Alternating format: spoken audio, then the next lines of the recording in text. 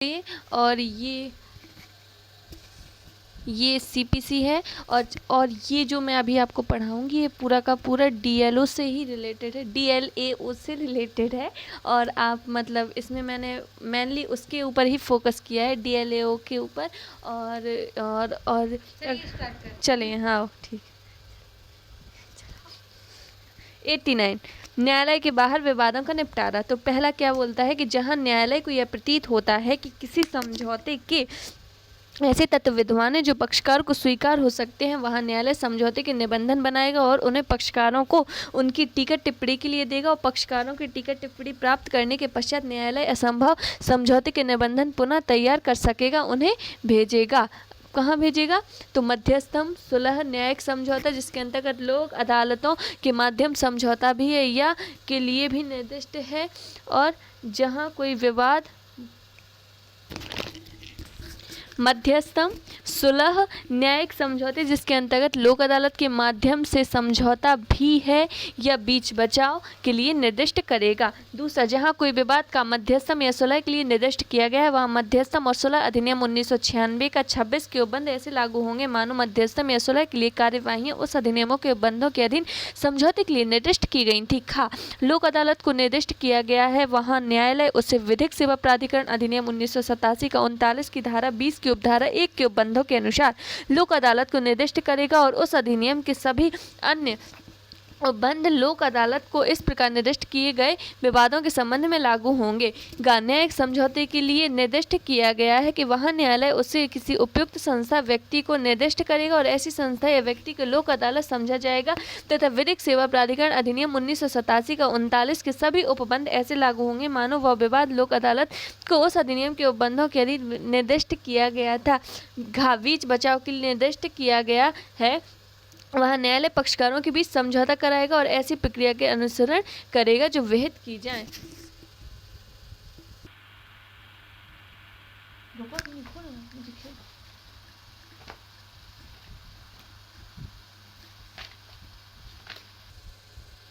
चलिए, अब आदेश 10 न्यायालय द्वारा पक्षकारों की परीक्षा। तो पहला, यह अभिनिश्चय करना कि अभिवचनों में के अभिकथन स्वीकृत हैं या प्रत्याख्यात हैं। तो न्यायालय हर एक पक्षकार से या उसके प्लीडर के बाद प्रथम सुनवाई में यह अभिनिश्चित करेगा कि क्या वह तथ्य के उन अभिवचनों के जो वाद पत्र में यदि विरोधी पक्षकार या कोई लिखित कथन है तो उसमें किए गए हैं और जो उस पक्षकार द्वारा जिसके विरुद्ध वे किए गए हैं अभिव्यक्ति रूप से आवश्यक विवक्षा के स्वीकार या प्रत्याख्यात नहीं किए गए हैं, स्वीकार करता है या प्रत्याख्यात करता है। न्यायालय ऐसी स्वीकृतियों के प्रत्याख्यानों की लेखबद्ध करेगा। अब एक का वैकल्पिक विवादों के समाधान के किसी एक तरीके के लिए विकल्प देने के लिए न्यायालय का निर्देश। तो स्वीकृति और प्रत्याख्यानों के अभिलिखित करने के पश्चात न्यायालय बाद के पक्षकारों की धारा 89 की उपधारा 1 में विनिर्दिष्ट रूप से न्यायालय के बाहर समझौते के किसी भी तरीके का विकल्प देने के लिए निर्देश देगा। पक्षकारों के विकल्प पर न्यायालय ऐसे मंच या प्राधिकरण के समक्ष जो पक्षकारों द्वारा विकल्प दिया जाए उपसंजात होने की तारीख नियत करेगा।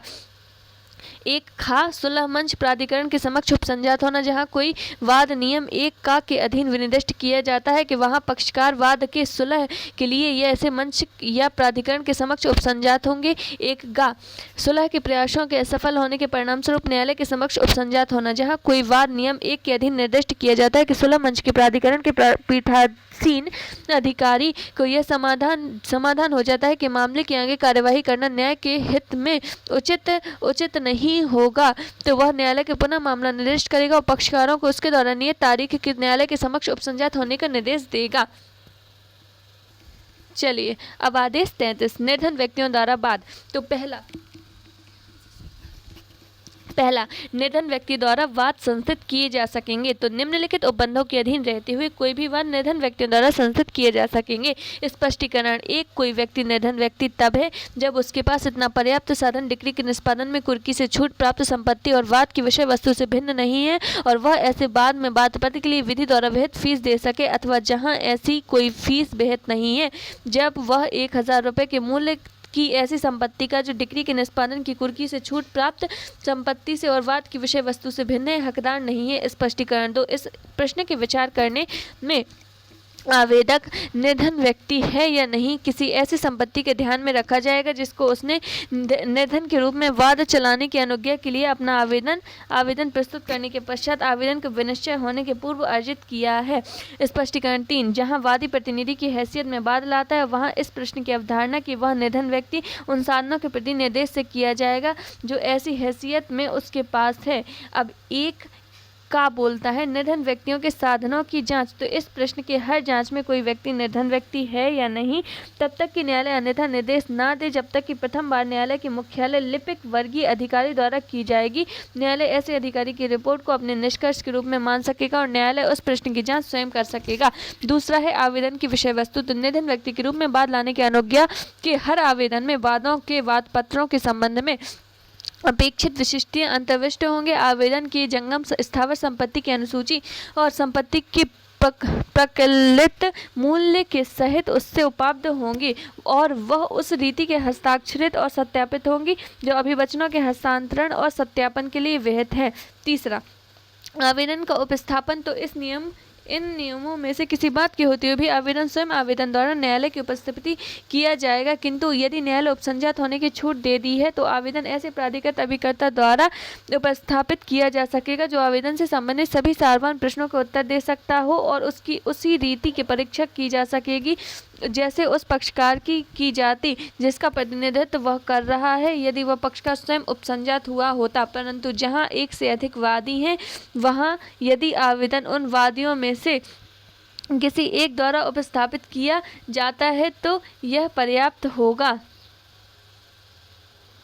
चौथा, आवेदक की परीक्षा। जहां आवेदन उचित प्रारूप के सम्यक रूप से उपस्थापित किया गया है, यदि न्यायालय ठीक समझे तो आवेदक अभिकर्ता द्वारा उपसंजात होने के लिए अनुज्ञात है, तब उसके ऐसे अभिकर्ता की परीक्षा दावी गुणागुण के आवेदक की संपत्ति के बारे में कर सकेगा। दूसरा है, यदि आवेदन अभिकर्ता की उपस्थापित किया जाता है तो न्यायालय आदेश दे सकेगा कि आवेदक की परीक्षा कमीशन द्वारा की जाए। जहाँ आवेदन अभिकर्ता द्वारा उपस्थापित किया जाता है तो वहाँ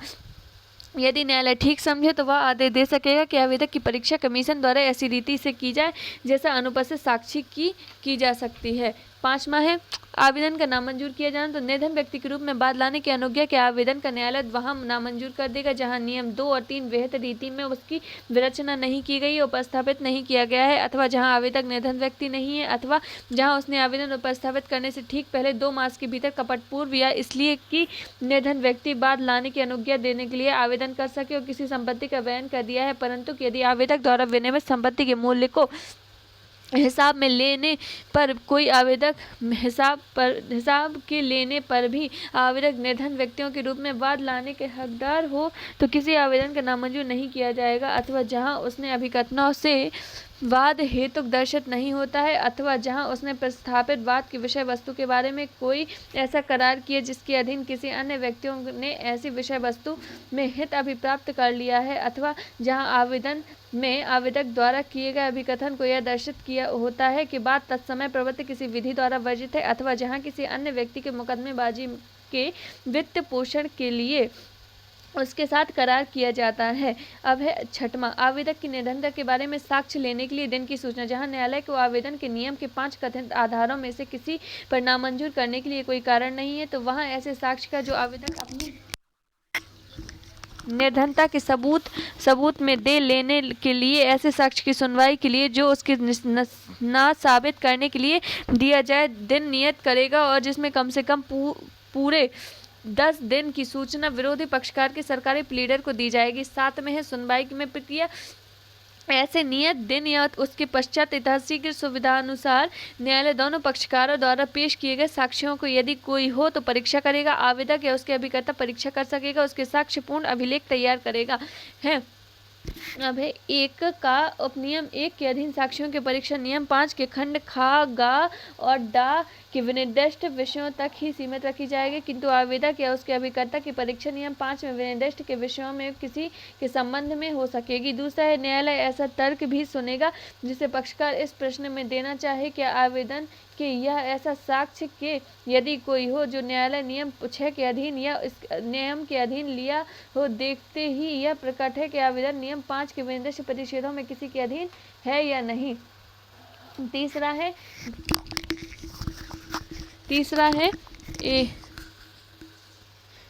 तब न्यायालय आवेदक को निर्धन व्यक्ति के रूप में वाद लाने के लिए अनुज्ञात करेगा या अनुज्ञात करने से इनकार करेगा। 8वां है, यदि आवेदन ग्रहण कर लिया जाए तो प्रक्रिया जहां आवेदन मंजूर किया जाता है वहां सांख्यिक रजिस्ट्रीकृत किया जाएगा और वाद में वाद पत्र समझा जाएगा। अन्य सभी बातों के वह वाद मामूली रीति से संसद वाद के रूप में आगे चलेगा, सिवाय इसके कि वादी किसी याचिका प्लीडर की नियुक्ति या वाद से संसक्त अन्य कार्यवाही के संबंध में कोई न्यायालय फीस या आदेशिका की तामील के लिए फीस देने के लिए दायी नहीं होगा। 9 है, निर्धन व्यक्तियों के रूप में वाद लाने की अनुज्ञा का प्रत्याहार प्रतिवादी या सरकारी प्लीडर के आवेदक पर जिसकी पूरी 7 दिन की लिखित सूचना वादी को दे दी गई है, न्यायालय यह आदेश दे सकेगा कि वादी निर्धन व्यक्ति के रूप में वाद लाने के लिए दी गई अनुज्ञा निम्नलिखित दशाओं में प्रत्याहृत कर ली जाए। यदि वाद के दौरान तंग करने वाले अनुज्ञात आचरण का दोषी है और यदि यह प्रतीत होता है कि वादी साधन ऐसे निर्धन व्यक्ति के रूप में वाद नहीं करते रहना चाहिए, अथवा यदि वादी के बात की विषय वस्तु के बारे में कोई करार किया है तो जिसके अधीन किसी अन्य व्यक्ति ने विषय वस्तु के कोई हित अभिप्राप्त कर लिया है। 9 का बोलता है कि जिस निर्धन व्यक्ति के प्रतिनिधित्व ना हो उसके लिए न्यायालय द्वारा प्लीडर नियत किया जाना। जहां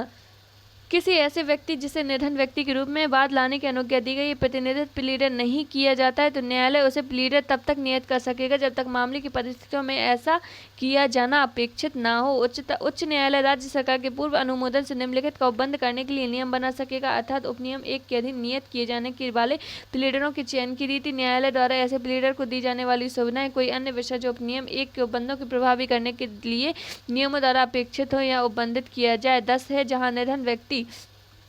सफल होता है वहां खर्चे, जहां वादी बाद में सफल हो जाता है और वहां न्यायालय फीस उस रकम की संगणना करेगा। यदि उसे निर्धन व्यक्ति के रूप में वाद लाने के लिए अनुज्ञा ना दी गई होती तो वादी द्वारा संदत्त की जाती तो ऐसी रकम राज्य सरकार द्वारा उस पक्षकार से वसूली होगी जो उसे संदत्त करने के लिए डिक्री द्वारा आदिष्ट है और वह बात विषय वस्तु पर प्रथम बार होगी। 11 है, प्रक्रिया जहां निर्धन व्यक्ति असफल हो जाता है, जहां वादी बाद में असफल हो जाता है, निर्धन व्यक्ति के रूप में वाद लाने के लिए दी गई अनुज्ञा प्रत्याहृत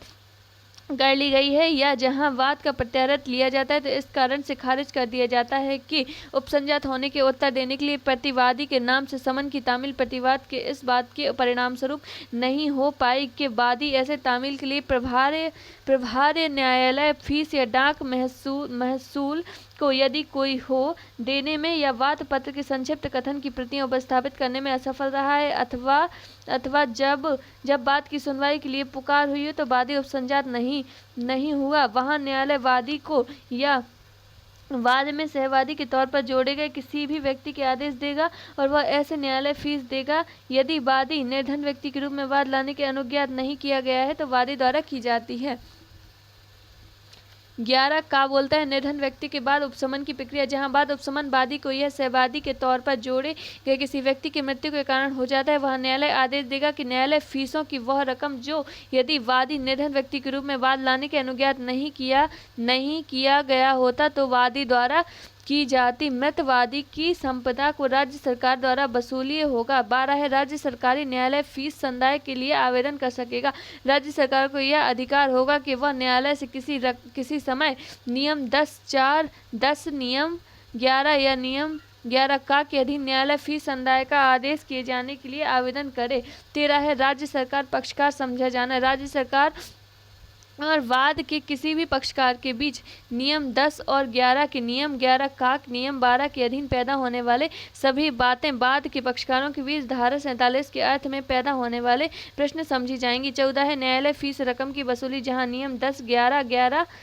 का के अधीन आदेश दिया जाता है तो न्यायालय डिक्री के आदेश के प्रति तत्क्षण कलेक्टर को भिजवाएगी और वसूली के किसी ढंग का प्रतिकूल प्रभाव डाले बिना कलेक्टर उसमें विनिर्दिष्ट न्यायालय फीसों की रकम संदत्त करने के लिए दायी व्यक्ति की संपत्ति की ऐसी रकम को वैसे वसूल कर सकेगा मानो वह भू राजस्व के बकाया हो। 15 है, निर्धन व्यक्तियों के रूप में वाद लाने के आवेदक को अनुज्ञा देने के इंकार के कारण वैसे ही प्रकृति के पश्चातवर्ती आवेदक का वजन। निर्धन व्यक्ति के रूप में वाद लाने के लिए आवेदक को अनुज्ञा वैसे ही इंकार करने वाला आदेश वाद लाने के अधिकार के लिए उसके वैसे ही प्रकृति के किसी भी पश्चातवर्ती आवेदन देने का इंकार करने वाले आदेश निर्धन व्यक्ति के रूप में बाद लाने के लिए आवेदक को अनुज्ञा देने से इनकार करने वाला आदेश बाद लाने के उसी अधिकार के लिए उसके द्वारा वैसी ही प्रकृति के किसी भी पश्चातवर्ती आवेदन के लिए वर्जन होगा, किंतु उसी अधिकार के संबंध मामूली रीति के बाद संशोधित करने के लिए आवेदन स्वतंत्र होगा। परंतु यदि वह निर्धन व्यक्ति के रूप में बाद लाने की इजाजत के लिए अपने आवेदक के विरोध करने में राज्य सरकार द्वारा और विरोधी पक्ष का द्वारा उपगत किए गए खर्चों को यदि कोई हो तो वाद अपसंजात किए जाने के समय या उसके पश्चात ऐसे समय के भीतर जो न्यायालय अनुज्ञात करे संदाय नहीं करता है वहाँ तो वाद पत्र नामंजूर कर दिया जाएगा। 15 का न्यायालय फीस के संदाय के लिए समय दिया जाना। नियम 5, 7, 15 में कोई बात न्यायालय के नियम 5 के अधीन आवेदन का नामंजूर या 7 के अधीन आवेदन का अनुज्ञात करने का इनकार करते समय इस बात से नहीं रोकेगी कि वह आवेदन के अपेक्षित न्यायालय के फीस का ऐसे समय के भीतर संदाय करने के लिए समय दे जो न्यायालय द्वारा नियत की जाए और समय पर उनके द्वारा बढ़ाया जाए। ऐसे संदाय किए जाने के नियम 15 में निर्दिष्ट खर्चों के उस समय भीतर संदाय किए जाने पर यह समझा जाएगा कि उस तारीख के संशोधित किया गया था जिस तारीख को निर्धन व्यक्ति के रूप में बाद लाने के लिए अनुज्ञा आवेदन उपस्थित किया गया था। 16 में खर्चे निर्धन व्यक्ति के रूप में बाद लाने की अनुज्ञा के लिए आवेदन की निर्धनता की जांच करने के खर्चे बाद के खर्चे होंगे। 17 में निर्धन व्यक्ति द्वारा प्रतिवाद तो किसी ऐसे व्यक्ति को जो मुजरा या प्रतिदावे के अभिवचन करने की वांछा करता है तो निर्धन व्यक्ति के रूप में ऐसे दावा अभिकथित करने की अनुज्ञा दी सकेगी। ऐसे आदेश में अंतर्विष्ट नियम जहां तक कि हो सकेंगे उसी प्रकार से लागू होंगे मानो वह वादी हो और उसके लिखित कथन वाद पत्र हो। 17 है अंगचन व्यक्ति द्वारा प्रतिरक्षा। किसी प्रतिवादी जो मुजरा प्रतिदावे का अभिवचन करने का वांछा करता हो तो अंगचन व्यक्ति के रूप में ऐसा दावा करने की अनुज्ञा दी जा सकेगी। इस आदेश के अंतर्विष्ट नियम उसको इस तरह लागू होंगे मानो वह वादी उसका लिखित कथन वाद पत्र है। यदि उसे तीसरे पक्षकार को नोटिस जारी करने की अपेक्षा की जाती है तो यह माना जाएगा कि इस नियम के प्रयोजन के लिए तीसरे पक्षकार नोटिस वाद पत्र होगा। 18 है निर्धन व्यक्तियों के लिए मुफ्त विधिक सेवाओं की व्यवस्था करने का केंद्र सरकार की शक्ति। इस आदेश के उपबंधों के अधीन रहती हुई केंद्र सरकार राज्य सरकार उन व्यक्तियों के लिए जिन्हें निर्धन व्यक्तियों के रूप में बाद लाने की अनुज्ञा दी गई है मुफ्त विधिक सेवाओं की व्यवस्था करने के लिए ऐसे अनुपूरक उपबंध बना सकेगी जो वह ठीक समझे। दूसरा है उच्च न्यायालय के उपनियम 1 के निर्दिष्ट निर्धन व्यक्तियों के लिए विधिक सेवाओं की व्यवस्था करने के लिए केंद्र सरकार राज्य सरकार द्वारा बनाए गए अनुपूरक उपबंधों को कार्यान्वित करने के लिए राज्य सरकार के पूर्व अनुमोदन से नियम बना सकेगी और ऐसे नियमों के अंतर्गत ऐसी विधिक सेवाओं की ऐसी प्रकृति विस्तार शर्तें भी होंगी जिसके अधीन सेवाएं उपलब्ध की जा सकेंगी। वे विषय होंगे जिसके बारे में और वे अधिकरण भी होंगे जिसके माध्यम से ऐसी सेवाएं की जाएंगी। अब आएंगे अपन लोग आदेश।